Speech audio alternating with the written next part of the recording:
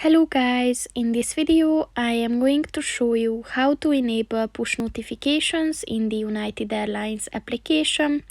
But first I just want to mention, don't forget to subscribe to my channel, because at 10,000 subscribers I am going to show you my whole YouTube revenue statistics and growth strategy, as well as how to make money online.